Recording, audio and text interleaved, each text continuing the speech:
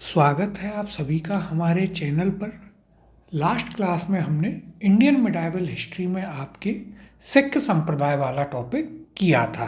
उस पर हमने सारे क्वेश्चंस कर लिए थे। सभी आपको 10 जो सिख गुरु थे उनके बारे में बताया, उनके बारे में जितने भी फैक्ट्स थे वो आपको बताए और चीज़ों को अच्छे से डिस्कस भी हमने कर लिया था। उस चैप्टर की PDF आपको हमारी वेबसाइट पर मिल जाएगी, जिसका लिंक वीडियो के डिस्क्रिप्शन में है, और यहीं से आप हमारा टेलीग्राम चैनल भी ज्वाइन कर लें। आज की इस क्लास में हम अपना नया चैप्टर करेंगे और देखिए इम्पोर्टेंट चैप्टर है आपके लिए, मराठा साम्राज्य। तो देखिए एक मराठा साम्राज्य का कुछ पोर्शन हम आपके मॉडर्न हिस्ट्री में पढ़ते हैं और बाकी का पोर्शन यहाँ मिडाइवल हिस्ट्री में पढ़ेंगे। शुरुआत करते हैं पहले प्रश्न के साथ। मराठों के उत्कर्ष का निम्न में कौन सा कारण सही है, यानी कि कौन सा एक मराठों के उदय का प्रमुख कारण था। ऑप्शन है आपके पास, ए धार्मिक चेतना, बी भौगोलिक सुरक्षा, सी दिया गया है राजनीतिक जागृति, ऑप्शन डी है उच्च नेतृत्व शक्ति, या ऑप्शन नंबर ई उपयुक्त सभी। सही उत्तर है इसका ऑप्शन नंबर ई उपयुक्त सभी। तो देखिए ये सारे कारण थे जिनके वजह से मराठों की जो शक्ति थी उसका उदय हुआ, मराठा शक्ति का। कैसे? तो देखिए सबसे पहले इन्होंने एक राष्ट्रीय भावना अपने आप में जो है वो डेवलप की। कैसे? कि हम सभी एक ही इलाके में, एक ही भूभाग में रहने वाले हैं, हमारी जाति, भाषा, धर्म ये सभी मिलते जुलते हैं। तो यहाँ से क्या हुआ, इन लोगों में एक राष्ट्रीयता की भावना को जन्म मिलता है और फिर उस भावना को इन्होंने संगठित किया और उसके बाद अपने एक इलाके को जो है, जितना क्षेत्र था उसको मराठा साम्राज्य मानकर वहाँ पर एक स्वतंत्र राष्ट्र की इन्होंने, या स्वतंत्र राज्य की एक स्थापना की थी। अब यहाँ पर हम चर्चा कर लेते हैं। देखिए क्या कहा गया है, मराठों के उत्कर्ष के लिए उपयुक्त सभी कारण सही हैं। मराठा शक्ति का उत्कर्ष किसी एक व्यक्ति या विशेष व्यक्ति समूह का कार्य न था और न किसी विशेष समय में उत्पन्न हुई अस्थायी परिस्थितियों का ही परिणाम था। मराठा शक्ति के उदय का आधार महाराष्ट्र के संपूर्ण निवासी थे, जिन्होंने जाति, भाषा, धर्म, साहित्य और निवास स्थान की एकता के आधार पर राष्ट्रीयता की भावना को जन्म दिया था। उसी प्रकार से जैसे कि यूरोप में जो देश थे, जैसे जर्मनी हो गए और लोग हो गए, उन्होंने भाषाई आधार पर, कल्चर के आधार पर एक दूसरे को साथ जोड़कर, कई सारे राज्यों को साथ जोड़कर फिर अपने देशों का गठन किया। आगे देखिए, और उस राष्ट्रीयता को संगठित करने के लिए एक स्वतंत्र राज्य की स्थापना की इच्छा व्यक्त की। महाराष्ट्र की भौगोलिक परिस्थितियां भी मराठा शक्ति के उत्कर्ष में सहायक थीं। शिवाजी और अन्य मराठा नेताओं की उच्च नेतृत्व क्षमता में इसकी भागीदारी भी रही। और देखिए जो मराठों का क्षेत्र था वो शुरू से एक ऐसा क्षेत्र रहा जहाँ पर कहीं ना कहीं शुरू से उनके बगावती तेवर रहे। जो भी लोग यहाँ पर शासक बने उनके खिलाफ भी, उसका कारण क्या था? कारण मुख्यतः ये था कि मराठा जो है वो शुरुआत से ही अपना एक अलग साम्राज्य चाहते थे। उनमें बहुत पहले ही वो भावना आ गई थी कि हम एक स्वतंत्र राज्य हैं, हम किसी के अंडर में नहीं होंगे, हम एक भाषा बोलने वाले लोग हैं, एक क्षेत्र में रहने वाले लोग हैं, तो हमारा एक अलग राज्य होगा। अब देखिए यहाँ पर जो है आपको मराठा साम्राज्य में यदि हम बात करें तो आपको सबसे पहले बात करनी है किसकी? शिवाजी के बारे में। तो सबसे पहले देखिए हम शिवाजी के बारे में यहाँ पर बात कर लेते हैं। देखिए सबसे पहले छत्रपति शिवाजी महाराज के बारे में बात करते हैं। क्या क्या फैक्ट्स हैं? तो देखिए सबसे पहली चीज़ आप याद रखिएगा कि शिवाजी महाराज का जन्म कहाँ हुआ। तो देखिए इनका जन्म जो है 1627 में होता है। कहाँ होता है? तो वो होता है इनके शिवनेर दुर्ग में। कहाँ हुआ? शिवनेर दुर्ग। कहाँ है शिवनेर दुर्ग? तो शिवनेर दुर्ग है आपका पुणे या पूना में स्थित है। फिर यदि हम बात करें तो शिवाजी के पिताजी का क्या नाम था? तो शिवाजी के पिताजी का नाम शाहजी भोंसले था। क्या नाम था इनके पिता का नाम? देखिए पिता का नाम था शाहजी भोंसले।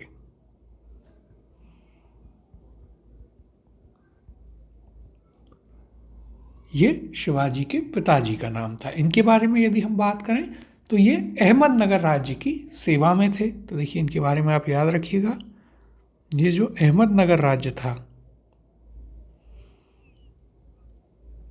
शाहजी भोसले अहमदनगर राज्य की सेवा में हुआ करते थे और इन्हें जो है पूना की जागीर मिली हुई थी। दूसरा फैक्ट, इन्हें पूना की जागीर मिली हुई थी।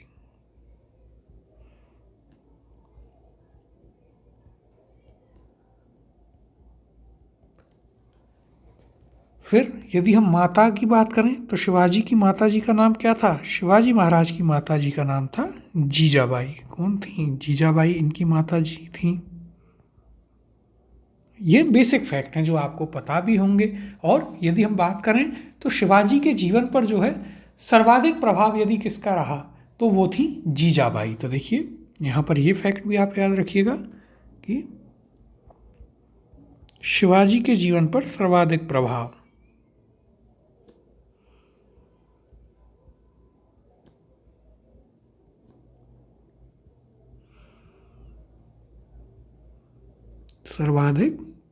किसी का रहा तो वे कौन थी? तो वे थी जीजाबाई।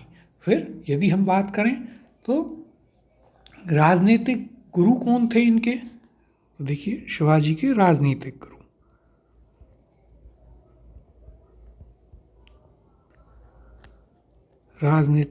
गुरु कौन थे? तो देखिए यहाँ पर नाम याद रखिएगा, वो थे कोणदेव। कौन थे? कोणदेव जो हैं वे शिवाजी के राजनीतिक गुरु थे। फिर धार्मिक गुरु कौन थे? इनका नाम आप सभी को याद होगा। शिवाजी के धार्मिक गुरु कौन थे? शिवाजी के धार्मिक गुरु, शिवाजी के धार्मिक गुरु थे समर्थ गुरु रामदास जी। कौन थे? समर्थ गुरु रामदास जी। ये शिवाजी के धार्मिक गुरु थे। फिर यदि हम देखिए इनके बारे में बात करें, कुछ घटनाएं, इंपॉर्टेंट घटनाएं कौन कौन सी रहीं शिवाजी के जीवन काल की, तो देखिए सबसे पहले 1646 में क्या होता है? 1646 में शिवाजी तोरण के किले को जीतते हैं। कौन से किले को? तो देखिए तोरण के किले को जीता। ये आप शिवाजी के करियर की स्टार्टिंग मानिए। फिर दूसरी इंपॉर्टेंट घटना 1656 में होती है, रायगढ़ को राजधानी बनाते हैं। क्या राजधानी बनाई जाती है? रायगढ़ को राजधानी बनाना। कब बनाया गया? 1656 में। ईयर भी याद रखिएगा, इंपॉर्टेंट है। फिर आगे देखिए क्या होता है 1659 में। डिटेल में हम आगे बात करेंगे, अभी कुछ फैक्चुअल चीज़ें लिख लेते हैं। 1659 में अफजल खां की हत्या कर देते हैं शिवाजी। किसकी हत्या? तो देखिए यहाँ पर अजफल हो गया है, इसको कर लेते हैं अफजल खां।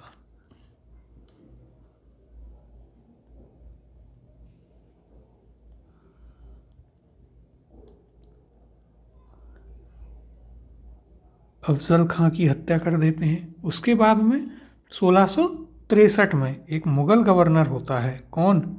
हमने आपको पहले भी बताया है जब मुग़ल काल पढ़ा रहे थे, शाइस्ता खां, उसको पराजित करते हैं। तो देखिए 1663 में क्या करते हैं? शाइस्ता खां को पराजित कर देते हैं शिवाजी। ये चीज़ याद रखिएगा। फिर इसके अलावा यदि हम बात करें तो आगे और कौन सा इंपॉर्टेंट फैक्ट है शिवाजी के बारे में, तो देखिए यहाँ पर उसे लिखते हैं।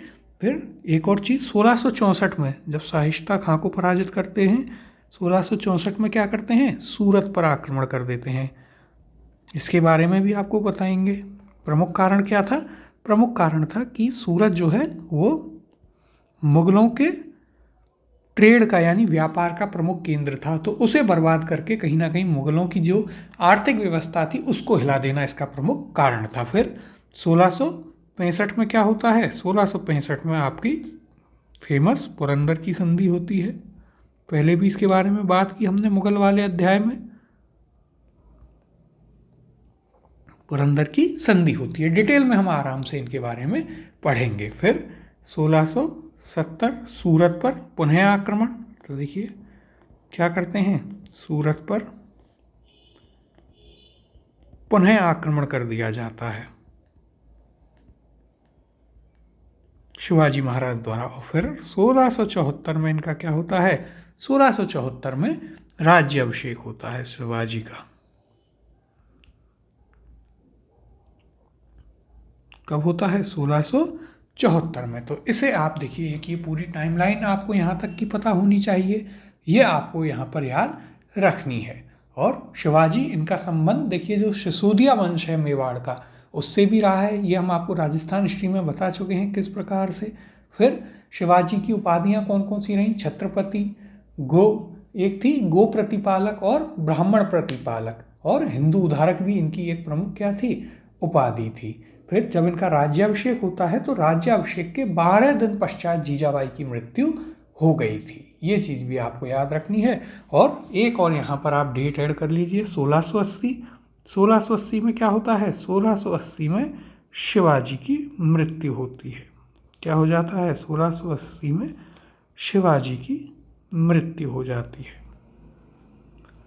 ये कुछ फैक्ट्स हैं जो आपको याद रखने हैं। अब यहाँ पर हम और कुछ चीज़ें हैं उनको भी आपको लिखा देते हैं। देखिए यहाँ पर उन्हें लिख लेते हैं इस साइड में, जिससे शिवाजी जो हैं आपको एक जगह पर आपको मिल जाएं। तो देखिए यहाँ पर यदि हम बात करें तो क्या क्या फैक्ट याद रखने हैं, तो एक उनकी उपाधियाँ शिवाजी महाराज की कौन कौन सी थीं वो ज़रूर देख लीजिएगा। तो देखिए उपाधि कौन कौन सी थी शिवाजी की। सबसे पहली उपाधि क्या थी, सबसे पहली उपाधि थी शिवाजी की, एक तो हिंदू उद्धारक, ये याद रखिएगा। कौन सी थी, हिंदू उद्धारक। फिर दूसरी उपाधि कौन सी थी, दूसरी छत्रपति, जो हम सभी जानते हैं। फिर इसके अलावा और कौन सी उपाधि थी, तो एक उनकी उपाधि थी गो प्रतिपालक। गो प्रतिपालक। फिर एक उपाधि कौन सी थी, एक उपाधि थी उनकी ब्राह्मण प्रतिपालक। ब्राह्मण प्रतिपालक, ये शिवाजी की उपाधियां थी। इन्हें आप जरूर याद रखें कौन कौन सी, हिंदू उद्धारक, छत्रपति, गो प्रतिपालक और ब्राह्मण प्रतिपालक, इनको आप याद रखिएगा।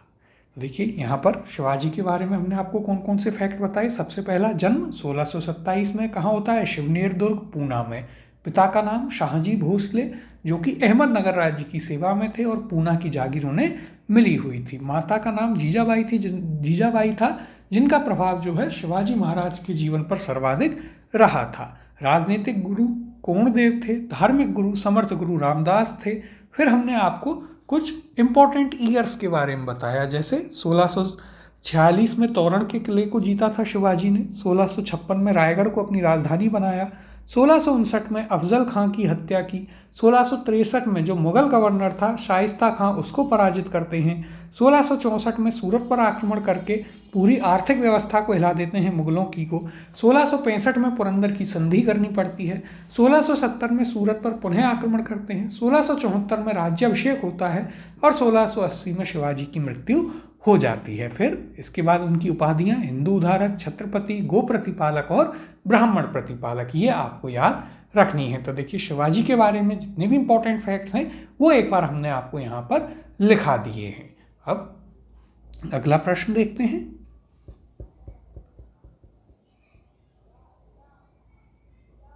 नीचे दिए गए मानचित्र पर विचार कीजिए। चित्र में छायांकित क्षेत्र राज्य दर्शाता है। ऑप्शन है आपके पास, ए 7 का, ऑप्शन बी है वातापी के चालुक्यों का, ऑप्शन सी राष्ट्रकूटों का, या ऑप्शन डी मराठों का। और देखिए यूपीएससी प्रीलिम्स में पूछा है, अच्छा क्वेश्चन है। और मैप वाले जो क्वेश्चन है उनके लिए हमने आपको बताया है कि जो एनसीईआरटी की बुक्स हैं उनको आप रेफर कीजिए, जिससे आपको सारे मैप एग्जैक्टली मिल जाएं और ये सीधे वहीं से पूछे जाते हैं। सही उत्तर है इसका ऑप्शन नंबर डी, मराठों का। अब अगले प्रश्न की ओर चलते हैं। शिवाजी ने मुगलों को किस युद्ध में हराया था? ऑप्शन है आपके पास, ए पुरंदर के युद्ध में, ऑप्शन बी दिया है रायगढ़ के युद्ध में, ऑप्शन सी है सलहार के युद्ध में, या ऑप्शन नंबर डी शिवनेर के युद्ध में। सही उत्तर है इसका ऑप्शन नंबर सी, सलहार के युद्ध में शिवाजी ने मुगलों को हराया था। यदि बात करें सलहार के युद्ध की तो ये कब हुआ था, तो देखिए ये होता है आपका 1672 में। इस युद्ध में शिवाजी जो हैं वो मुगल जो थे उनको हरा देते हैं। ये फैक्ट आपको इस प्रश्न में याद रखना है। अब देखिए यहाँ पर क्या कहा गया है, शिवाजी ने 1672 ईस्वी में सलहार के युद्ध में मुगलों को हराया था। शिवाजी का जन्म 1627 में शिवनेर के दुर्ग में हुआ। शिवाजी ने 1674 ईस्वी में राज्याभिषेक के बाद छत्रपति की उपाधि धारण की। 1680 ईस्वी में शिवाजी की मृत्यु हो गई थी। तो देखिए ये सारे फैक्ट्स हम आपको ऑलरेडी बता चुके हैं। अगला प्रश्न है, शिवाजी का जन्म कब हुआ तथा उन्होंने छत्रपति की उपाधि कब धारण की। ऑप्शन दिए गए हैं, ए 1626 1675, ऑप्शन बी है 1625 1671, ऑप्शन सी दिया है 1627 1661 और ऑप्शन डी है 1627 1674। तो देखिए सही उत्तर है इसका ऑप्शन नंबर डी, जन्म 1627 में हुआ, राज्याभिषेक 1674 में और मृत्यु 1680 में। अगला प्रश्न देखते हैं,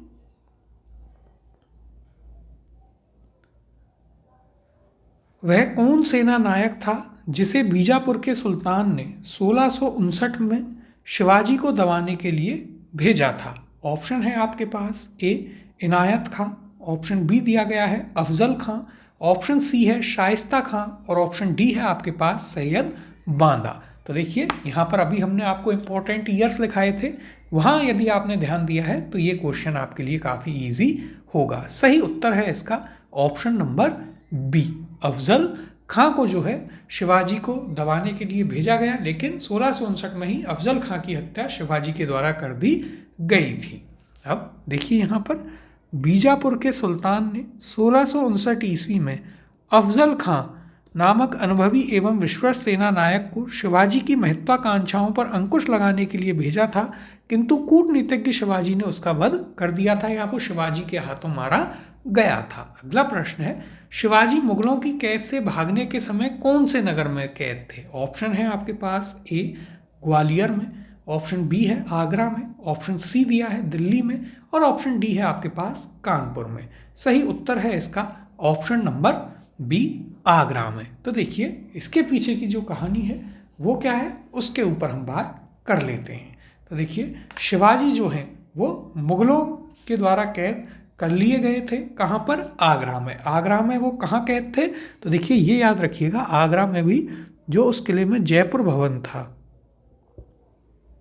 जयपुर भवन था जो जयपुर के राजाओं के नाम पे मानसिंह जो है वहाँ सेनापति हुआ करता था।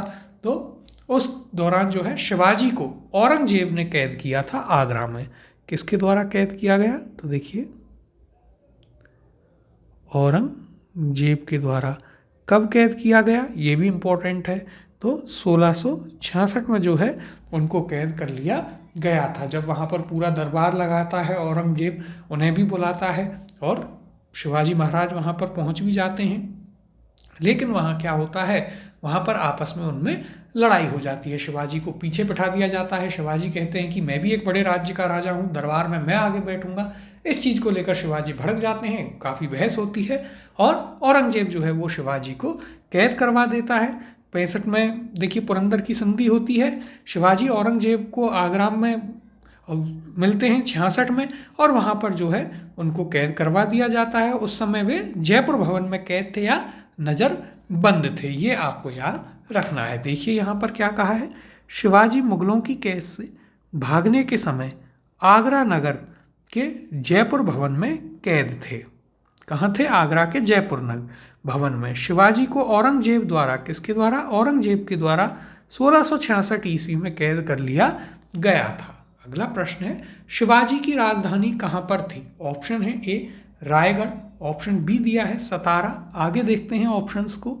ऑप्शन सी है आपके पास पुरंदर और ऑप्शन डी है तंजौर। तो देखिए सही उत्तर है इसका ऑप्शन नंबर ए रायगढ़। ये हम आपको शुरुआती फैक्ट्स में ही लिखा चुके हैं। कब बनी राजधानी, तो 1656 में ही उन्होंने रायगढ़ को अपनी राजधानी बना लिया था।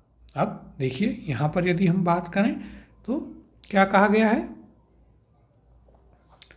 1674 ईस्वी में शिवाजी ने अपना राज्याभिषेक कराया तथा छत्रपति की उपाधि धारण की एवं रायगढ़ को अपनी राजधानी बनाया।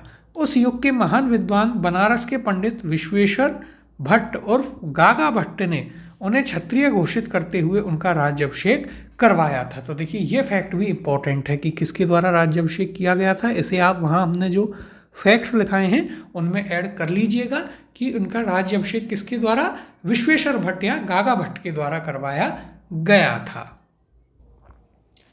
अगले प्रश्न की ओर चलते हैं। शिवाजी की राजधानी कहाँ थी? ऑप्शन दिए गए हैं, ए रायगढ़, बी सिंधुदुर्ग, सी है आपके पास पूना और ऑप्शन डी दिया गया है कोल्हापुर। सही उत्तर है इसका ऑप्शन नंबर ए रायगढ़। अगला प्रश्न है, शिवाजी का छत्रपति के रूप में औपचारिक राज्याभिषेक कहाँ पर हुआ था? ऑप्शन दिए गए हैं, ए पुणे, बी कोल्हापुर, सी रायगढ़ या डी अहमदनगर। सही उत्तर है ऑप्शन नंबर सी रायगढ़। अगला प्रश्न देखते हैं,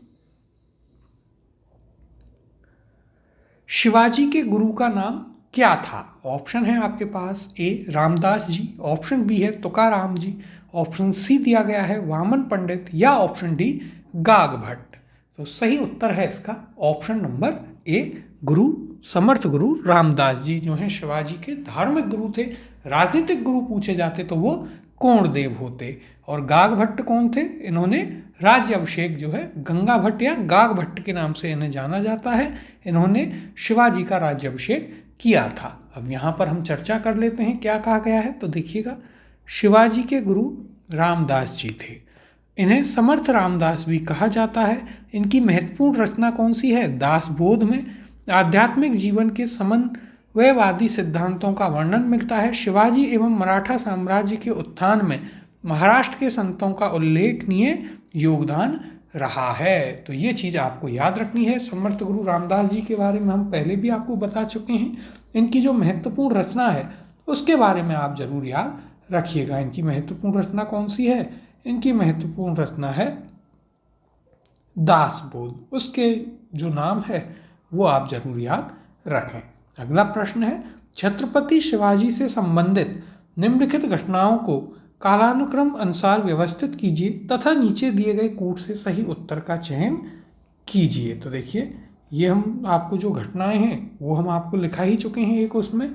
तो यहाँ पर इन्हें जो है कालानुक्रम अनुसार व्यवस्थित करना आपके लिए काफ़ी आसान होगा। घटनाओं को देखते हैं। पहली दी गई है चाकन के किले पर विजय, दूसरा है अफजल खां का प्रकरण, तीसरा मुगलों से मतभेद का प्रारंभ और चौथा सूरत पर आक्रमण तथा लूटना। तो एक एक करके यहाँ पर देखिए ऑप्शंस को भी देख लेते हैं कौन कौन से ऑप्शन दिए गए हैं। ऑप्शन ए में है पहला, तीसरा, दूसरा और चौथा। ऑप्शन बी है आपके पास पहला, दूसरा, तीसरा और चौथा। आगे देखते हैं ऑप्शन सी क्या दिया गया है, दूसरा, चौथा, तीसरा, पहला और ऑप्शन डी है दूसरा, तीसरा, पहला, चौथा। तो देखिए एक एक करके इन घटनाओं को हम देखते हैं। सबसे पहले चाकन के किले पर विजय, अफजल खां का प्रकरण, मुगलों से मतभेद और फिर आपको दिए गए हैं यहाँ पर कौन सा, सूरत पर आक्रमण तथा लूटना।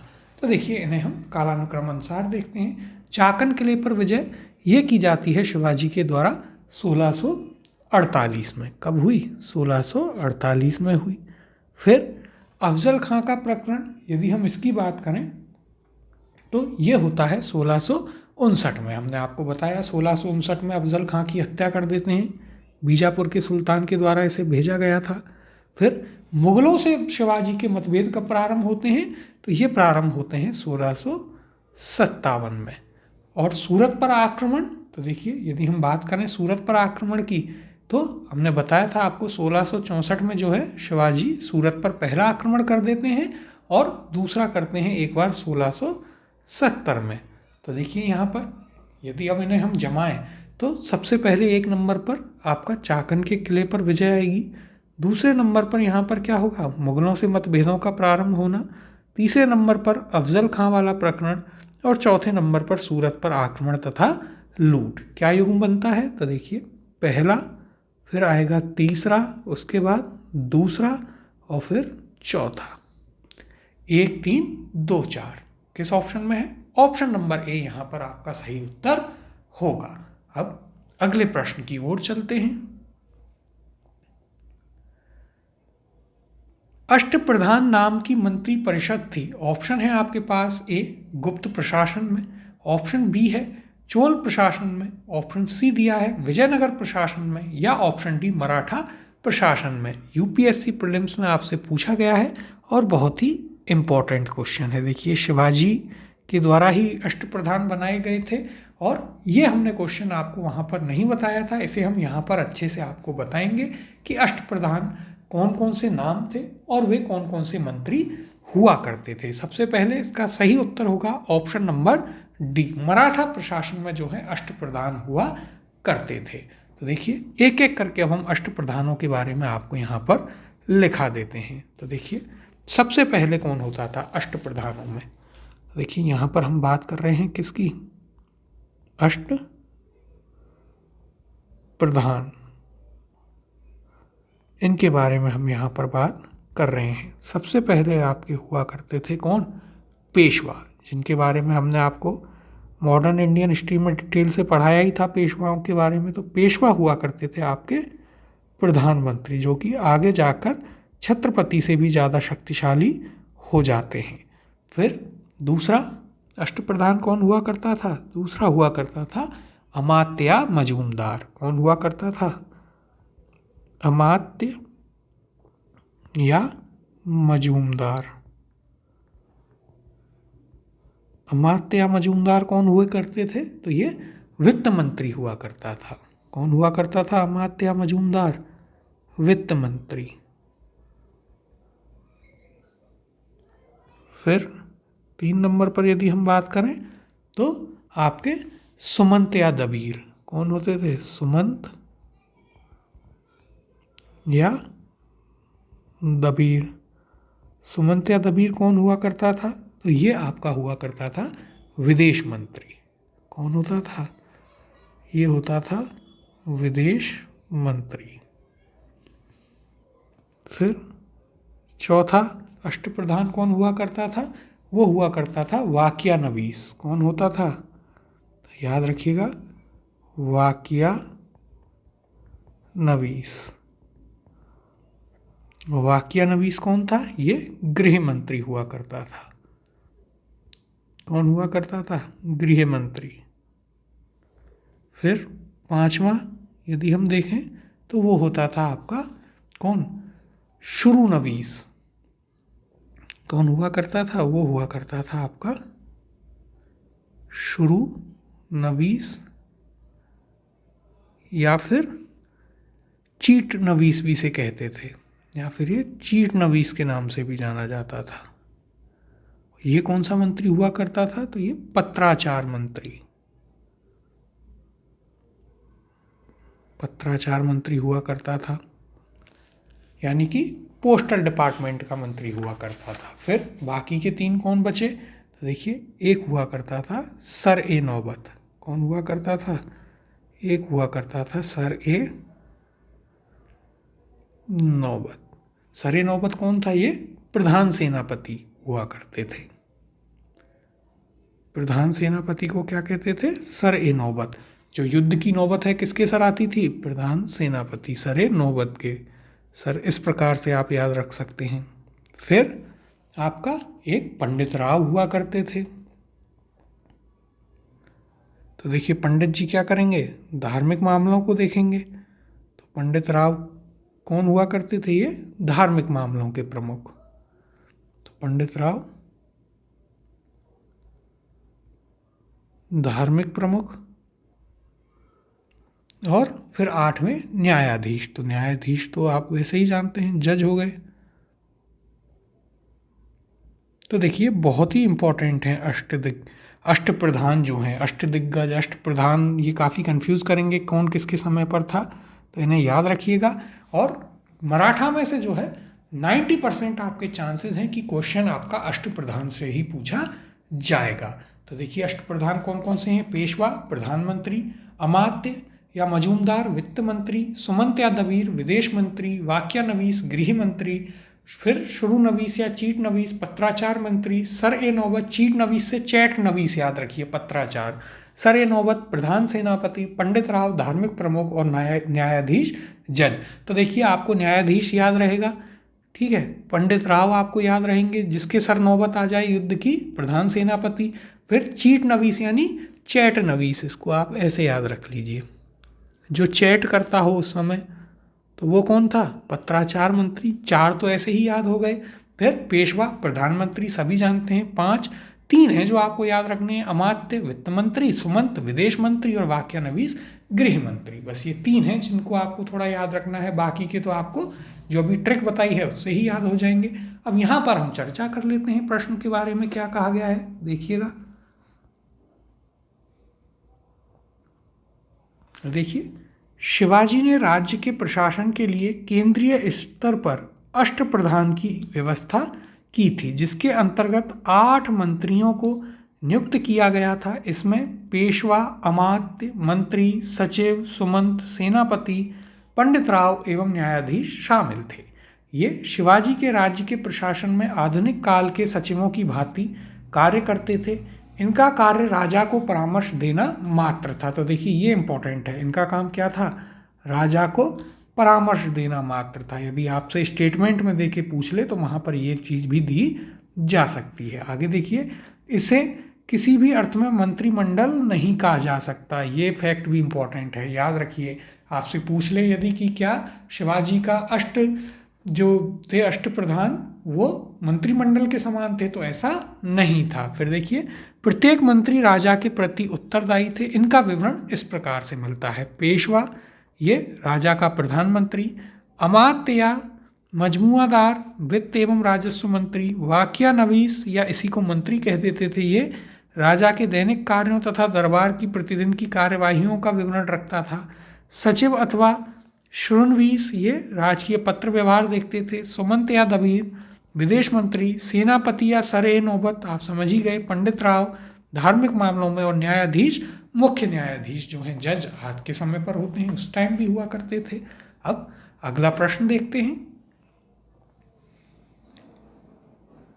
अष्टप्रधान का गठन किसने किया था। ऑप्शन है ए चंद्रगुप्त ने, ऑप्शन बी है अशोक ने, ऑप्शन सी दिया है हर्षवर्धन ने, और ऑप्शन डी शिवाजी ने। सही उत्तर है इसका ऑप्शन नंबर डी, शिवाजी के द्वारा अष्टप्रधान का गठन किया गया था। अगला प्रश्न है, अष्टप्रधान मंत्री परिषद किसके राज्य प्रबंध में सहायता करती थी। ऑप्शन दिए गए हैं, ए बाबर, बी अकबर, आगे देखते हैं, सी औरंगजेब, डी शिवाजी। तो सही उत्तर है इसका ऑप्शन नंबर डी, शिवाजी। अगले प्रश्न की ओर चलते हैं। शिवाजी के अष्टप्रधान में निम्नलिखित अधिकारी थे, नाम दिए हैं, पहला मजूमदार, दूसरा दबीर, तीसरा वाकनीस और चौथा सुरनीस। सही उत्तर चुनिए। ऑप्शन है 1 2 3, बी 2 3 4, ऑप्शन सी दिया है 1 2 4, ऑप्शन डी है आपके पास 1 3 4 और ऑप्शन ई है 1 2 3 4। तो देखिए, सबसे पहले क्या दिया गया है आपको, सबसे पहले यहाँ पर दिया गया है आपको मजूमदार। तो ये शिवाजी के अष्टप्रधान में हुआ करता था, बिल्कुल। वित्त मंत्री जो होते थे, तो ये कौन से मंत्री थे, वित्त मंत्री हुआ करते थे। फिर दबीर, तो ये भी हुआ करते थे। दबीर कौन थे, दबीर आपके विदेश मंत्री थे शिवाजी के अष्टप्रधानों में। फिर आगे यदि हम देखें तो तीसरे नंबर पे वाकनीस या वाक्यानीस, तो ये भी बिल्कुल हुआ करते थे, गृह मंत्री थे। फिर सुरनीस, यदि इनकी बात करें तो ये भी सुरनवीस पत्राचार मंत्री हुआ करता था। तो ये चारों ही आपके शिवाजी के अष्टप्रधान में देखने को मिलते हैं। उत्तर हो जाएगा ऑप्शन नंबर ई, 1 2 3 और 4। अगला प्रश्न है, शिवाजी के समय सरनौबत का पद संबंधित था। ऑप्शन है ए वित्तीय प्रशासन से, ऑप्शन बी है न्यायिक प्रशासन से, ऑप्शन सी दिया गया है स्थानीय प्रशासन से, या ऑप्शन डी सैन्य प्रशासन से। सो देखिए, सर ए नौबत कौन हुआ करता था, ये आपका सेनापति हुआ करता था। ऑप्शन नंबर डी आपका सही उत्तर होगा। वित्तीय प्रशासन से कौन हुआ करता था, तो वित्तीय प्रशासन वाले को आप क्या बोलते थे, अमात्य या मजूमदार। न्यायिक प्रशासन वाले को न्यायाधीश बोला करते थे, और स्थानीय प्रशासन या गृह प्रशासन कौन देखता था, तो वो देखते थे आपके कौन, वाक्यानवीस। अब अगला प्रश्न है, शिवाजी के अष्टप्रधान का जो सदस्य विदेशी मामलों की देखरेख करता था वह था, ऑप्शन है ए पेशवा, ऑप्शन बी दिया गया है आपको सचिव, ऑप्शन सी है यहाँ पर पंडित राव और ऑप्शन डी सुमंत। ये आपसे यूपीएससी प्रीलिम्स में भी पूछा है। तो देखिए विदेश मंत्री कौन हुआ करता था, तो वो हमने आपको बताया था सुमंत या दबीर, यानी कि उत्तर हो जाएगा आपके ऑप्शन नंबर डी, सुमंत यहाँ पर सही उत्तर होगा। इसे सुमंत या दबीर के नाम से जाना जाता था। अब अगला प्रश्न देखते हैं। शिवाजी के शासनकाल में विदेश मंत्री को कहा जाता था, ऑप्शन है ए सुमंत, बी अमात्य, सी सरे नौबत या डी सचिव। सही उत्तर है इसका ऑप्शन नंबर ए सुमंत। अमात्य कौन हुआ करता था, तो देखिए अमात्य आपका वित्त मंत्री हुआ करता था। फिर सर ए नौबत कौन हुआ करता था, ये आपके सेनापति हुआ करता था। इसके बारे में हम आपको ऑलरेडी बता ही चुके हैं। फिर यदि हम बात करें सचिव, तो सचिव आपका शूरनिवीस या सचिव क्या हुआ करता था, पत्राचार मंत्री। क्या हुआ करता था, ये आपके पत्राचार मंत्री हुआ करता था। अगला प्रश्न है, अष्टप्रधान मंत्री परिषद किसके राज्य प्रबंध में सहायता करती थी। ऑप्शन है ए हर्षवर्धन, बी समुद्रगुप्त, सी शिवाजी या डी यशोवर्मन। सही उत्तर है इसका ऑप्शन नंबर सी, शिवाजी के राज्य प्रबंध में अष्टप्रधान सहायता किया करते थे। अब अगले प्रश्न की ओर चलते हैं।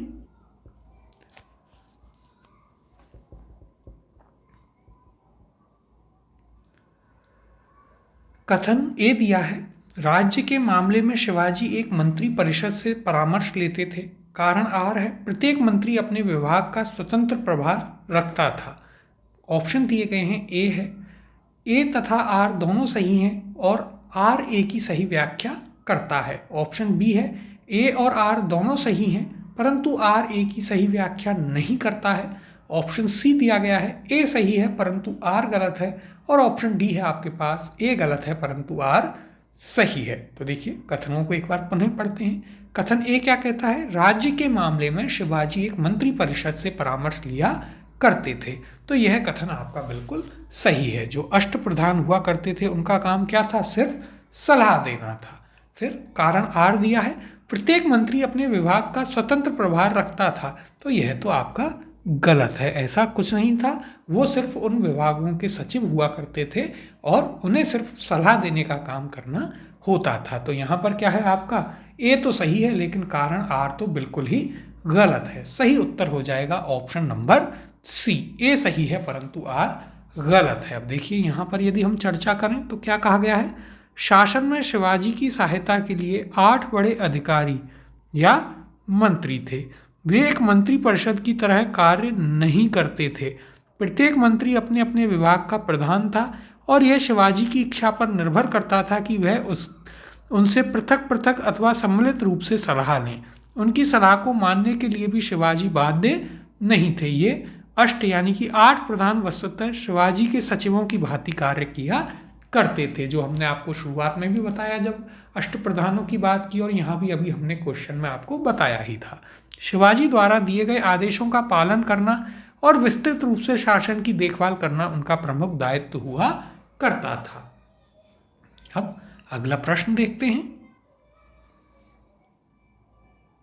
निम्नलिखित में से कौन सी मुद्रा छत्रपति शिवाजी के राज्य में प्रचलित रजत मुद्रा नहीं थी। ऑप्शन है आपके पास, ए रुपया, बी लारी, सी टका या डी रोका। सही उत्तर है इसका ऑप्शन नंबर डी रोका। इंपॉर्टेंट क्वेश्चन मार्क कीजिएगा इसे।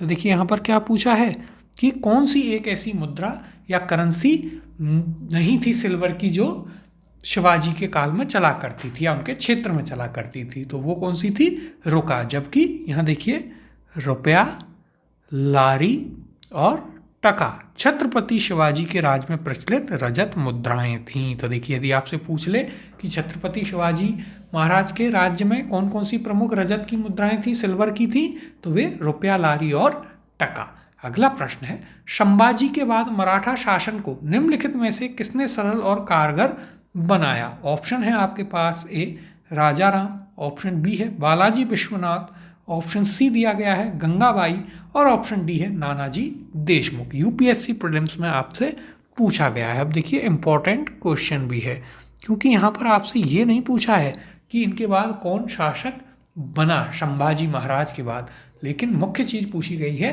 कि शासन को जो है सरल और कारगर किसने बनाया संभाजी महाराज के बाद में। तो ये तो देखिए आपने मूवी भी आई एक, उससे ज़्यादातर लोग उन्हें जानने भी लगे। सही उत्तर है इसका option number B. Balaji Vishwanath जो थे, पेशवा बालाजी विश्वनाथ, उनके द्वारा जो मराठा शासन था उसको सरल और कारगर बनाया गया था। अब यदि हम बात करें बालाजी विश्वनाथ को पेशवा किसने बनाया था, तो वो छत्रपति शाहू जी के द्वारा बनाया गया था। तो ये किसके पेशवा थे, ये थे छत्रपति शाहू जी के। छत्रपति शाहू जी महाराज कि ये कौन हुआ करते थे, पेशवा थे, और इन्होंने काफ़ी जो है कार्य किया था। और इनके बाद से ही सत्ता जो है वो छत्रपति के हाथों से पेशवा के पास में चली गई थी, ये भी आपको याद रखना है। और इन बालाजी विश्वनाथ के बारे में हमने आपको बताया था मॉडर्न हिस्ट्री में कि इन्होंने मुगल और मराठों के बीच में समझौता भी करवाया था। अब देखिए यहाँ पर यदि हम बात करें तो संभाजी के बाद मराठा शासन को पेशवा बालाजी विश्वनाथ ने सरल एवं कारगर बनाया। मराठा छत्रपति शाहू ने बालाजी को पेशवा के पद पर नियुक्त किया। नवंबर 1713 केवल बालाजी तथा उसके परिवार के लिए ही नहीं अपितु संपूर्ण मराठा जाति के लिए भी महत्वपूर्ण था, क्योंकि इस समय से सत्ता छत्रपति के हाथों से निकलकर पेशवा के हाथों में स्थानांतरित हो गई। जो हमने आपको बताया था कि धीरे धीरे ये कमज़ोर हो गए, उसकी भी हम बात करेंगे।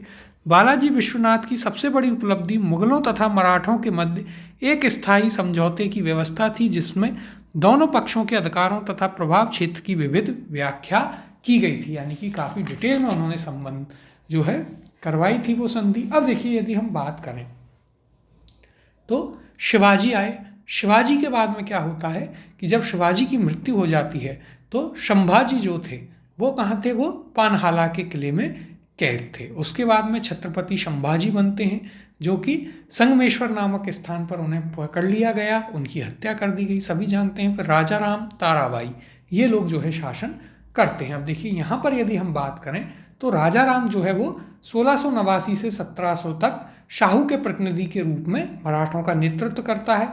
जब राजा राम की मृत्यु हो जाती है तो उसकी पत्नी थी ताराबाई, वो अपने 4 वर्ष के बेटे शिवाजी द्वितीय के नाम को जो है गद्दी पर बिठा देते हैं, और फिर वो संघर्ष चलता रहता है। फिर संभाजी जो हैं उनके बाद में फिर वो आते हैं। अब ये हमने आपको पूरा बताया ही था कि संभाजी आते हैं, फिर राजा राम और ताराबाई। तो देखिए इस फ्लो को आप याद रखिएगा। यहाँ पर देखिए सबसे पहले कौन था, शिवाजी महाराज, फिर कौन आए, फिर आते हैं आपके संभाजी, उनके बाद में कौन आता है, तो देखिए इनके बाद में आते हैं राजा राम।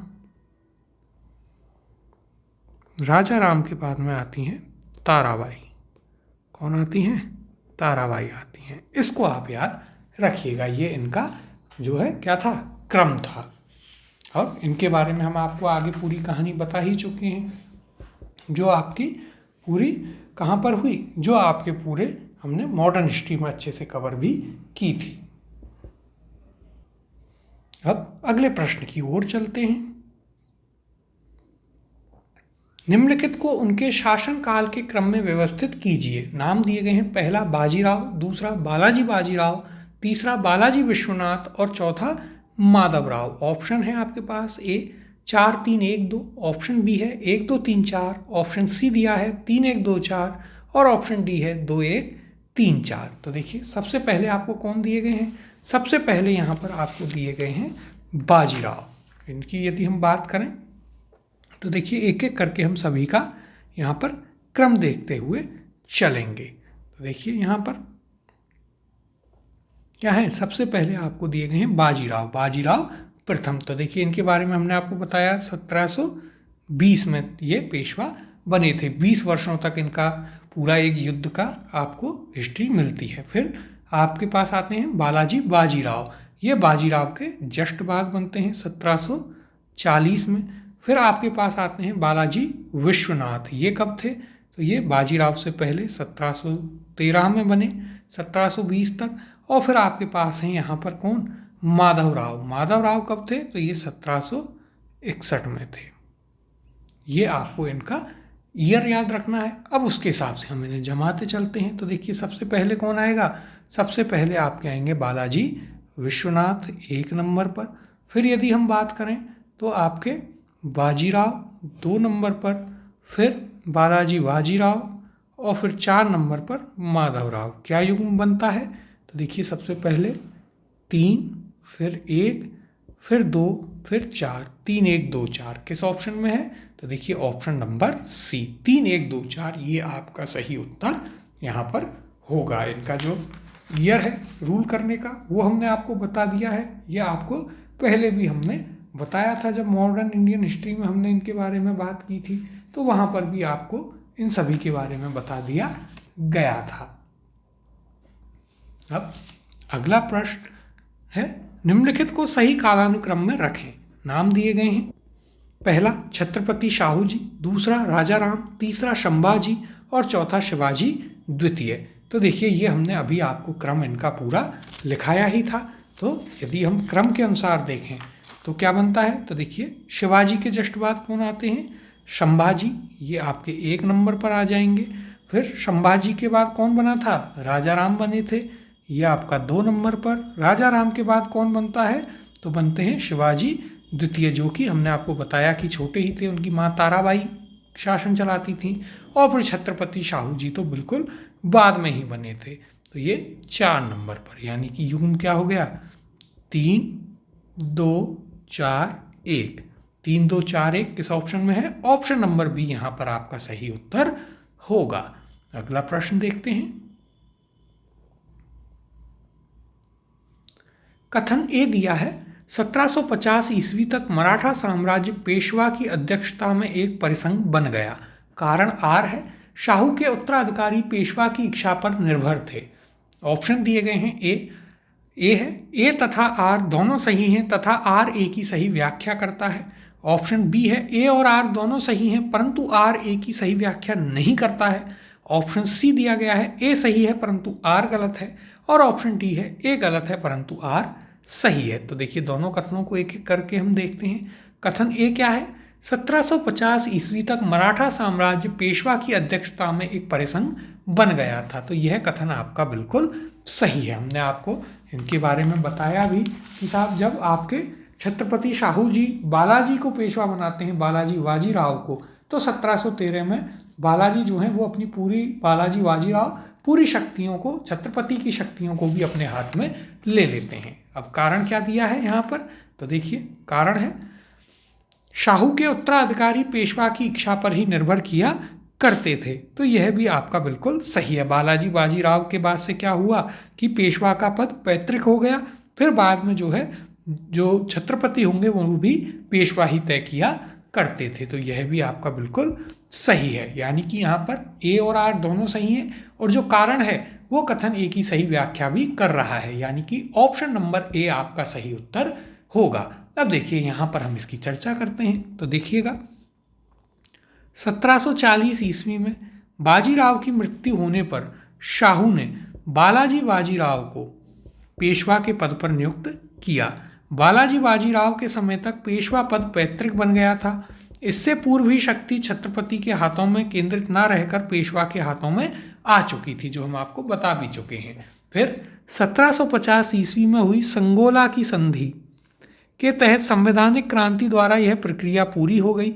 इसके पश्चात मराठा छत्रपति केवल नाम मात्र के राजा रह गए और महलों के महापौर बन गए। मराठा संगठन का वास्तविक नेता पेशवा बन गया। तो यहीं से आपको ये चीज़ क्लियर भी होती है। तो देखिए संगोला की संधि कब होती है? 1750 में। इसमें क्या होता है? इसमें संगोला की जो संधि है, देखिए ये क्यों इंपॉर्टेंट है इसके बारे में याद रखिएगा। 1750 में हुई और इसके तहत पेशवा जो है वो वास्तविक जो नेतृत्वकर्ता मराठों के बन जाते हैं। यानी कि जो रियल पावर्स हैं मराठों की वो किसके हाथ में आ जाती हैं? पेशवाओं के हाथ में आ जाती हैं। अब अगले प्रश्न की ओर चलते हैं। किसके समय से मराठा राजा नाचीज हो गया और पेशवा वास्तविक शासक बना? ऑप्शन है ए बालाजी विश्वनाथ, ऑप्शन बी दिया है बाजीराव प्रथम, ऑप्शन सी बालाजी बाजीराव और ऑप्शन नंबर डी माधवराव प्रथम। सही उत्तर है इसका option number C, Balaji Bajirao के समय से आप ये चीज देखते हैं कि वहां पर क्या होता है, वास्तविक शक्तियां जो हैं वो पेशवा के हाथ में आ जाती हैं। तो ऑप्शन नंबर सी जो है इसका सही उत्तर होगा। इनके बारे में हम आपको पूरा डिटेल से बता ही चुके हैं। अगला प्रश्न है, नीचे दो कथन दिए गए हैं, एक को अभिकथन यानी असर्शन ए तथा दूसरे को कारण यानी रीजन आर कहा गया है। अभिकथन ए क्या है? मुगल साम्राज्य के पतन के बाद मराठा सबसे शक्तिशाली देशज शक्ति के रूप में उभरे। कारण आर है, मराठा पहले शासक थे जिनके पास एकीकृत भारतीय राष्ट्र की संकल्पना थी। नीचे दिए गए कूट से सही उत्तर का चयन कीजिए। ऑप्शन दिए गए हैं, ऑप्शन ए है ए और आर दोनों सत्य हैं तथा आर ए की सही व्याख्या करता है। ऑप्शन बी है ए और आर दोनों सत्य हैं परंतु आर ए की सही व्याख्या नहीं करता। ऑप्शन सी दिया है ए सही है परंतु आर गलत है और ऑप्शन डी ए गलत है परंतु आर सही है। तो देखिए ये काफ़ी अच्छा और इम्पोर्टेंट क्वेश्चन है, इसे हम ध्यान से दोनों कथनों को एक बार पुनः पढ़ेंगे और फिर इसे करेंगे। तो देखिए कथन ए क्या कहा गया है? तो देखिए कथन ए है, अभिकथन ए, मुगल साम्राज्य के पतन के बाद मराठा सबसे शक्तिशाली देशज शक्ति के रूप में उभरे। तो देखिए यह बात बिल्कुल सही है। औरंगजेब की मृत्यु के बाद क्या होता है, मुगल साम्राज्य धीरे धीरे कमजोर होना और धाराशायी होना प्रारंभ कर देता है। उसका एक प्रमुख कारण औरंगजेब की ही नीतियां थीं और जो बाद में शासक आए वो अपना कंट्रोल जो है मुगल साम्राज्य पर खो चुके थे। काफ़ी सारे जैसे बंगाल, अवध, धीरे धीरे नए राज्य उभरे और उन सभी में सर्वाधिक शक्तिशाली या सबसे एक बड़ी शक्ति के रूप में और तेजी से कोई उभरा तो वो था आपका मराठा साम्राज्य। कारण क्या दिया गया है, मराठा पहले शासक थे जिनके पास एकीकृत भारतीय राष्ट्र की संकल्पना थी। तो देखिए यहाँ पर यदि हम ये बात करें तो ये आपका गलत है, ऐसा नहीं था। उनके पास कोई एकीकृत भारतीय राष्ट्र की संकल्पना नहीं थी मराठों के पास। वो एक शक्तिशाली पावर के रूप में जरूर उभरे थे लेकिन एकीकृत भारतीय पूरे उसकी संरचना उनके पास नहीं थी, माइंड मैप नहीं था। यहाँ तक कि बाद में उन्होंने, हमने आपको मॉडर्न हिस्ट्री में भी पढ़ाया है, क्या किया था, मुगल बादशाहों को ही तख्त पर बिठाया था, उससे अपनी शक्ति दिखाई थी कि हम इस लायक हैं कि अब हम किंग मेकर हैं, हम चाहेंगे वो राजा बनेगा, लेकिन खुद वो तख्त पर नहीं बैठे थे। तो यहाँ पर देखिए क्या है, आपका अभिकथन ए तो सही है लेकिन कारण आर गलत है। तो सही उत्तर हो जाएगा ऑप्शन नंबर सी, ए सही है परंतु आर गलत है। अब देखिए यहां पर हम चर्चा भी करते हैं इस प्रश्न पर। मुगल साम्राज्य के पतन के बाद मराठा सबसे शक्तिशाली देशज शक्ति के रूप में उभरे। मराठा शक्ति के उदय का आधार महाराष्ट्र के संपूर्ण निवासी थे जिन्होंने जाति, भाषा, धर्म, साहित्य और निवास स्थान की एकता के आधार पर राष्ट्रीयता की भावना को जन्म दिया। लेकिन वो राष्ट्रीयता जो है ना वो सिर्फ मराठा साम्राज्य तक ही सीमित थी, पूरे भारत की परिकल्पना उसमें नहीं थी। आगे देखिए, उस राष्ट्रीयता को संगठित करने के लिए मराठा शासकों ने स्वतंत्र मराठा राज्य की स्थापना की परंतु मराठों में एकीकृत भारतीय राष्ट्र की संकल्पना का अभाव था। तो इसलिए आपका आर जो है वो गलत था और ए सही था। अगला प्रश्न देखते हैं। औरंगजेब की मृत्यु के समय मराठा नेतृत्व किसके हाथों में था? ऑप्शन है ए संभाजी, ऑप्शन बी है राजा राम, ऑप्शन सी दिया गया है जीजाबाई और ऑप्शन डी है आपका ताराबाई। अब देखिए ये आपके लिए एक इम्पॉर्टेंट क्वेश्चन है, आपसे पूछा जा सकता है। सही उत्तर है इसका ऑप्शन नंबर डी ताराबाई। क्या है इसका सही उत्तर? तो सही उत्तर है इसका option number D Tarabai. Tarabai के बारे में देखिए हमने आपको अभी बताया भी था जब हम चर्चा कर रहे थे। तो देखिए क्या होता है, 1689 से 1700 तक शाहू के प्रतिनिधि के रूप में राजा राम नेतृत्व करते हैं। जब राजा राम की मृत्यु हो जाती है तो उनकी जो पत्नी थी वो शिवाजी द्वितीय, जो उनका 4 साल का बेटा था, उसे तख्त पर बिठा देती है और खुद शासन चलाने लगती है। तो देखिए इसने किसको बिठाया था? यदि ये ऑप्शन में ना हो ताराबाई तो शिवाजी द्वितीय को, जो कि 4 साल का ही था, तो उसको गद्दी पर बिठा दिया और ये जो है वहाँ पर क्या बन जाती है, ये अपने आपको शासक के रूप में स्थापित करती है। और औरंगजेब की मृत्यु के समय मराठा नेतृत्व जो है इसी के हाथ में था। बाद में फिर आगे की कहानी आपको पता ही है कि किस प्रकार से संभाजी आते हैं और वो पूरी कहानी चलती है। देखिए यहाँ पर राजा राम 1689 से 1700 तक शाहू के प्रतिनिधि के रूप में मराठों का नेतृत्व करता रहा। राजा राम की मृत्यु के बाद उसकी विधवा पत्नी ताराबाई ने अपने 4 वर्षीय पुत्र को शिवाजी द्वितीय के नाम से गद्दी पर बिठाया और मुगलों से स्वतंत्रता संघर्ष जारी रखा। औरंगजेब की मृत्यु के समय मराठा नेतृत्व ताराबाई के ही हाथों में था। अगला प्रश्न है, निम्नांकित मराठा देवियों में जिसने 1700 ईस्वी से आगे मुगल साम्राज्य के विरुद्ध संघर्ष का नेतृत्व किया वह कौन थी? ऑप्शन है आपके पास ए अहिल्याबाई, ऑप्शन बी है मुक्ताबाई। आगे देखते हैं ऑप्शन क्या दिया गया है। ऑप्शन सी है आपके पास ताराबाई और ऑप्शन डी रुक्मणीबाई। सही उत्तर है इसका option number C Tarabai. Tarabai के द्वारा जब राजा राम की मृत्यु हो जाती है तो अपने जो उनका माइनर बेटा था 4 साल का ही था शिवाजी द्वितीय, उसको वो गद्दी पर बिठाती हैं और उसकी संरक्षक बन के वो मराठा साम्राज्य को आगे बढ़ाती हैं और मुगलों से वो पूरा अपना संघर्ष जारी रखती हैं। देखिए यहाँ पर राजा राम की मृत्यु के बाद उसका अल्पवयस्क पुत्र शिवाजी द्वितीय शासक बना तथा राजा राम की पत्नी ताराबाई उसकी संरक्षिका बनी। ताराबाई एक तेजस्वी महिला थी।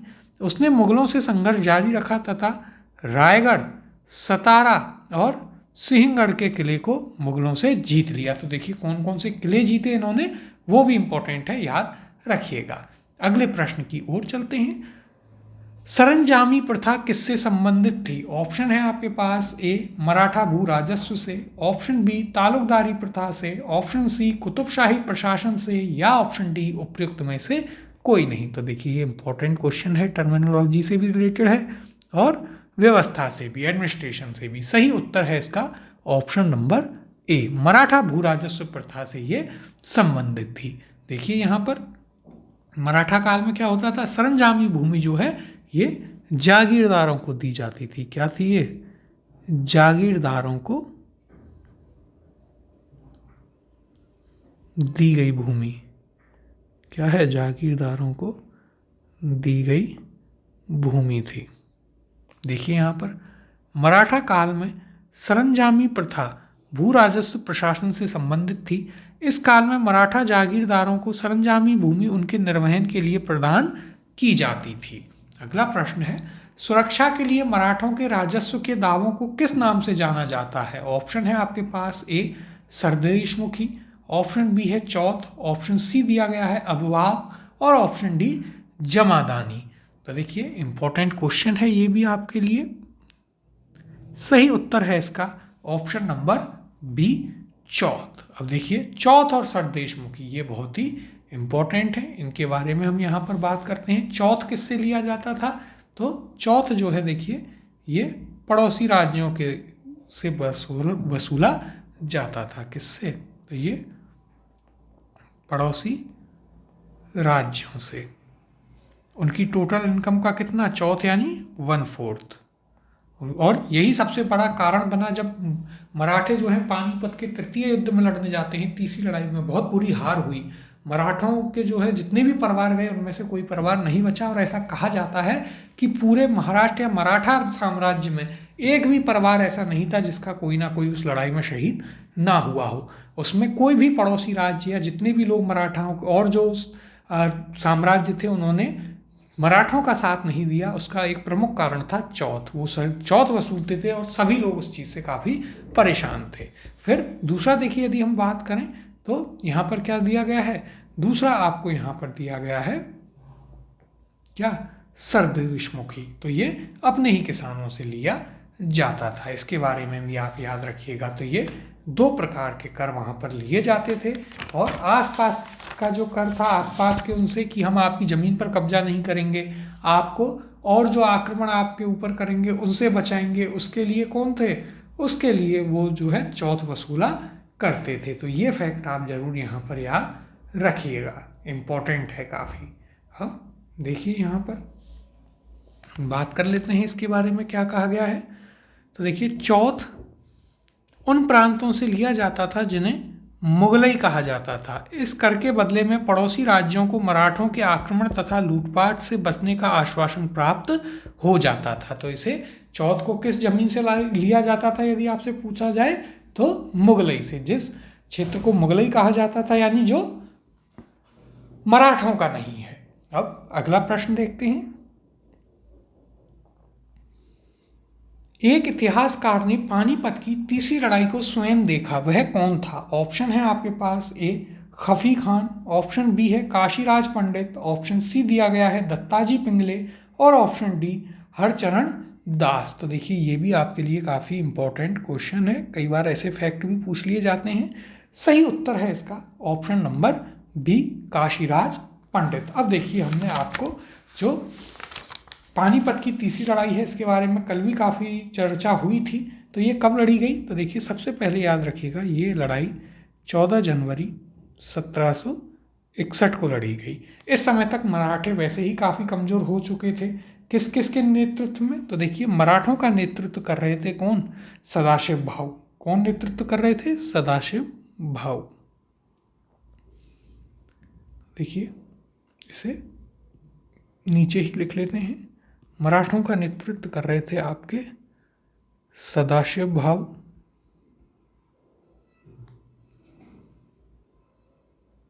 और उधर से अफगानों का नेतृत्व कर रहा था अहमद शाह अब्दाली। कौन कर रहा था? अहमद शाह अब्दाली। अब देखिए जब मराठे इस युद्ध के लिए तैयार होते हैं जाते हैं तो इसके हार में कई कारण थे। पहली चीज़ कि मराठा साम्राज्य एक कहीं ना कहीं कमज़ोर तो हो ही चुका था। दूसरा प्रमुख कारण था कि जो और राज्य थे, जो और रियासतें थी, उन्होंने मराठाओं का साथ नहीं दिया। उसका प्रमुख कारण था कि वो जो चौथ वसूला करते थे, लूटपाट किया करते थे, उससे बाकी राज्य काफ़ी परेशान थे। तो वो भी उसमें थे कि कहीं ना कहीं इन्हें एक सबक मिलना चाहिए। तीसरा फैक्टर कि मराठे जब भी युद्ध पर जाते थे तो अपने साथ अपने परिवारों को लेकर जाते थे। खाने पीने का सामान, परिवार, महिलाएं, बच्चे सब जाया करते थे। वो भी रुका करते थे और जो पुरुष हुआ करते थे वो युद्ध लड़ा करते थे।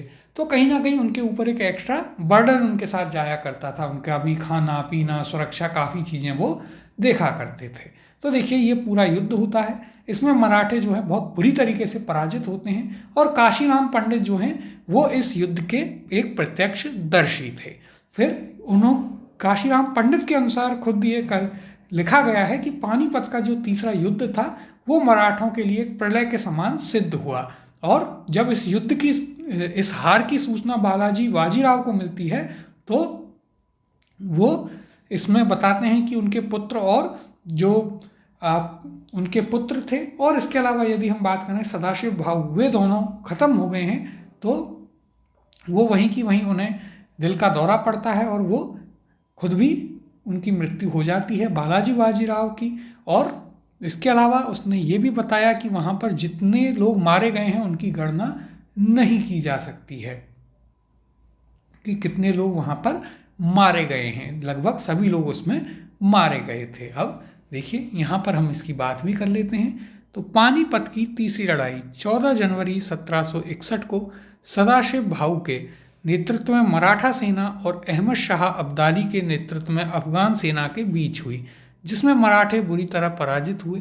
काशीराज पंडित इस युद्ध के प्रत्यक्ष दर्शी थे। उनके अनुसार पानीपत का तीसरा युद्ध मराठों के लिए प्रलयकारी सिद्ध हुआ था, जो बात अभी हम आपको बता भी रहे थे। अगला प्रश्न है, अहमद शाह अब्दाली के भारत पर आक्रमण और पानीपत की तीसरी लड़ाई लड़ने का तात्कालिक कारण क्या था? ऑप्शन दिए गए हैं आपको। ए, वह मराठों द्वारा लाहौर से अपने वायसराय तैमूर शाह के निष्कासन का बदला लेना चाहता था। ऑप्शन बी है, उसे जालंधर के कुंठाग्रस्त राज्यपाल आदीन बेग खान ने पंजाब पर आक्रमण करने के लिए आमंत्रित किया था। आगे देखते हैं ऑप्शंस को। ऑप्शन सी दिया है, वह मुगल प्रशासन को चहार महल, गुजरात, औरंगाबाद, सियालकोट और पसरूर के राजस्व का भुगतान ना करने के लिए दंडित करना चाहता था। और ऑप्शन डी है आपके पास, वह दिल्ली की सीमाओं तक के पंजाब से के सभी उपजाऊ मैदानों को हड़प कर अपने राज्य में उनका विलय करना चाहता था। यूपीएससी प्रीलिम्स में आपसे पूछा गया है और देखिए बहुत ही इम्पोर्टेंट और शानदार क्वेश्चन है, कभी भी आपसे पूछा जा सकता है। सही उत्तर है इसका ऑप्शन नंबर ए। वह मराठों द्वारा लाहौर का जो उसका वायसराय था तैमूर शाह, उसके निष्कासन का वह बदला लेना चाहता था। ये उसके ऊपर देखिए ये कहीं ना कहीं प्रश्न चिन्ह खड़ा कर रहा था कि मराठों ने लाहौर से तुम्हारे जो वायसराय है, जो गवर्नर है, उसको हटा दिया और तुम ऐसे ही अपने आप को बादशाह कहते हो। उस बात पर वो काफ़ी क्रोधित था और उसका बदला लेने के लिए फिर जो है अहमद शाह अब्दाली मराठों के साथ युद्ध करने को राजी होता है। तो देखिए यहाँ पर यदि हम बात करें, पानीपत की लड़ाई का तात्कालिक कारण यह था कि अहमद शाह अब्दाली अपने वायसराय तैमूर शाह के मराठों द्वारा लाहौर से निष्कासन का बदला लेना चाहता था। अब अगले प्रश्न की ओर चलते हैं। अगला प्रश्न है, पानीपत के तीसरे युद्ध में से किसने मराठों को हराया था? ऑप्शन है ए अफगानों ने, बी अंग्रेजों ने, सी मुगलों ने और डी रोहिलों ने। सही उत्तर है इसका ऑप्शन नंबर ए, अफगानों ने जो है मराठों को हराया था। किसने? तो अहमद शाह अब्दाली ने। फिर उस समय पर देखिए अंग्रेज भी थे, अंग्रेजों के साथ इनके युद्ध भी हो चुके थे, लेकिन अंग्रेज इस युद्ध को देख रहे थे क्योंकि वे जानते थे कि मराठे कमज़ोर हैं। और उसके बाद अंग्रेजों ने एक स्टेटमेंट भी कहा कि अब इससे एक चीज़ क्लियर हो गई है।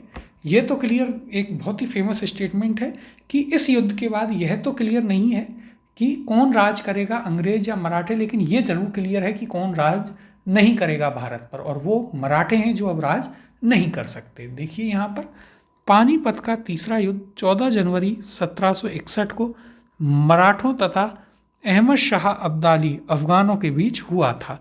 मराठा सेना का नेतृत्व सदाशिव राव भाऊ ने किया। इस युद्ध में मराठे बुरी तरह पराजित हुए। युद्ध के प्रत्यक्षदर्शी काशीराज पंडित के शब्दों में पानीपत का तृतीय युद्ध मराठों के लिए प्रलयकारी सिद्ध हुआ। ये हम आपको बता चुके हैं। अगला प्रश्न है, पानीपत का तीसरा युद्ध कब लड़ा गया? ऑप्शन दिए गए हैं, ए 14 जनवरी 1760 को, बी 5 जनवरी 1761 को, सी 14 जनवरी 1761 या ऑप्शन डी 5 नवंबर 1556। सही उत्तर है इसका ऑप्शन नंबर सी, 14 जनवरी 1761। अगला प्रश्न देखते हैं, पानीपत का तीसरा युद्ध लड़ा गया। ऑप्शन है ए हेमू और अकबर के बीच, बी हुमायूं तथा शेरशाह सूरी के बीच, ऑप्शन सी है मराठा और अहमद शाह अब्दाली के बीच, ऑप्शन डी दिया है नादिर शाह एवं मुगलों के बीच। सही उत्तर है इसका ऑप्शन नंबर सी, मराठा और अहमद शाह अब्दाली के बीच। अगला प्रश्न है, पानीपत का तीसरा युद्ध लड़ा गया था, वर्ष पूछा है, ए 1526 में, बी 1761 में, आगे देखते हैं, ऑप्शन सी 1556 या ऑप्शन डी 1857। सही उत्तर है इसका ऑप्शन नंबर बी 1761, 14 जनवरी। अगले प्रश्न की ओर चलते हैं,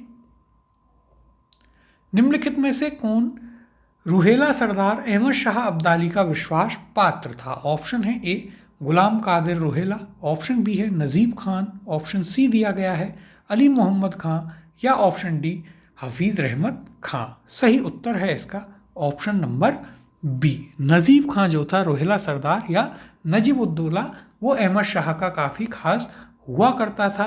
और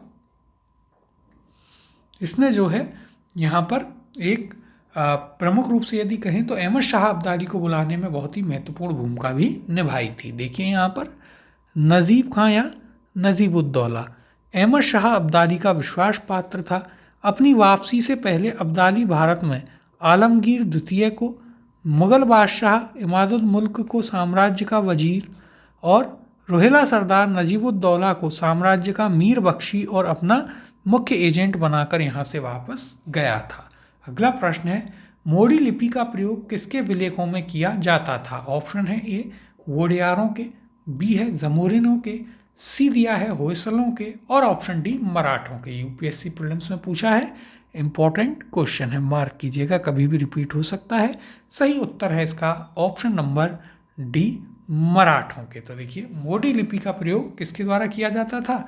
मराठों के द्वारा किया जाता था। तो देखिए ये थे आपके आज के क्वेश्चंस और इन्हीं के साथ हमने मराठा साम्राज्य भी आपका पूरा कर लिया है। काफ़ी चीज़ें हमने डिस्कस की, सभी के बारे में अच्छे से बताया है, डिटेल से आपको बताई गई हैं एक पार्ट हमने इसका इंडियन मॉडर्न हिस्ट्री में कवर किया था और बचा हुआ पार्ट यहाँ पर हमने कवर कर लिया है। मिलते हैं आपसे अगली क्लास में अपने नेक्स्ट चैप्टर मुगल साम्राज्य के विघटन के साथ, जिसमें हम कुछ जो मुगल बादशाह अंतिम रूप में जो रहे उनके बारे में बात करेंगे।